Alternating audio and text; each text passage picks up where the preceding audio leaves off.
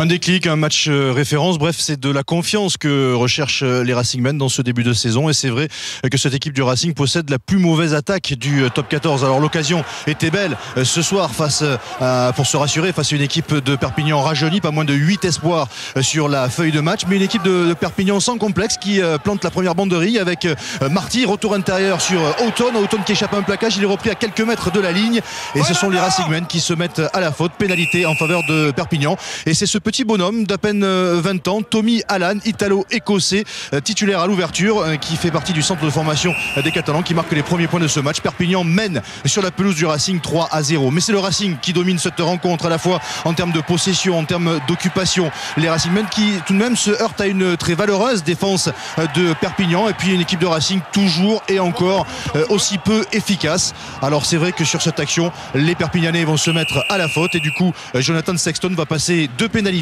pour donner l'avantage à son équipe, 6-3 dans cette première période. Mais le jeu du Racing n'a pas beaucoup évolué, il y a toujours beaucoup d'imprécisions comme sur cette sortie de mêlée un petit peu chahutée. Ça manque d'huile dans le collectif du Racing et ça a le don d'agacer de plus en plus Laurent Labitte, l'un des coachs de cette équipe du Racing. Alors pas grand chose à se mettre sous la dent sur cette première période, si ce n'est peut-être cette belle relance, cette belle percée de Jonathan Sexton depuis ses 22 mètres, mais il oublie de servir un partenaire. Entre temps, les Catalans auront passé 3 nouveaux points grâce à Tommy Allan, ils reviennent à égalité 6 partout. Cette percée de Jonathan Sexton, et puis également une dernière action juste avant le retour au vestiaire avec cette mêlée devant les poteaux de Perpignan. Introduction pour le Racing, la mêlée du Racing qui domine son adversaire. Le ballon va sortir pour Machno pour Fall qui tape à suivre pour Adrien Planté, qui est un tout petit peu court pour aller marquer cet essai. Monsieur Lafont revient à la pénalité en faveur du Racing et permet ainsi à Jonathan Sexton de donner l'avantage à son équipe juste avant le retour au vestiaire. 9-6 à la pause. Jackie Lorenzetti a encore du mal à se décontracter. Début de seconde période avec des Catalans qui tentent crânement leur chance, qui essaient de garder le ballon au maximum, d'éviter que le Racing enflamme cette rencontre, avec ici un ballon pour Marty l'a sauté pour Mjekevu qui passe les bras pour Houghton le long de la ligne de touche, mais il met un pied en dehors des limites du terrain. Et puis les Catalans parfois rendent des ballons un petit peu bêtement, comme ici avec ce ballon pour Andreu pour Fall qui tente une relance, il accélère, il prend l'extérieur, crochet extérieur, le décalage est fait, il a Sexton à ses côtés, Sexton qui accélère le long de la ligne de touche, retour intérieur sur Benjamin Fall pour le premier essai de cette rencontre en faveur du Racing. Enfin le Racing a trouvé l'ouverture dans la défense de Perpignan, mais monsieur Lafont va demander l'arbitrage vidéo et il va poser 2 questions. La première, c'est est-ce que Jonathan Sexton est passé en touche? La réponse est non, in extremis. Et la deuxième question, est-ce que la dernière passe entre Sexton et Fall est en avant? Si on regarde la main de Sexton, elle est bien orientée vers son but.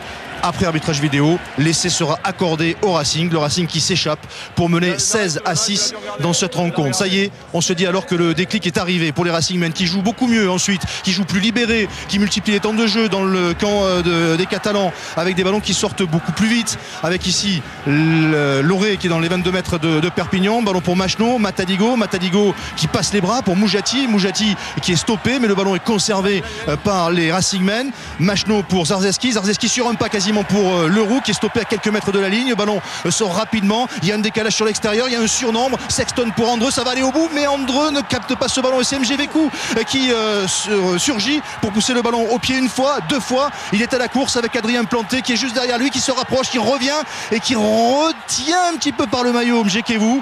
Il sauve son équipe, mais monsieur Lafont siffle, va sous les poteaux pour accorder un essai de pénalité en faveur de Perpignan. Et pourtant, au tout début de l'action, c'était une énorme occasion pour les Racingmen, mais la transmission entre Sexton et Andreu n'est pas bonne. Ensuite, il y a la course de Mjekevu qui sera retenue par le maillot par Adrien Planté. Après vidéo, monsieur Lafont va infliger un carton jaune à Adrien Planté. Ça change tout avec ce carton jaune. Infériorité numérique pour les Racingmen qui n'ont plus que 3 points d'avance sur Perpignan, qui n'est plus mené que 16-13.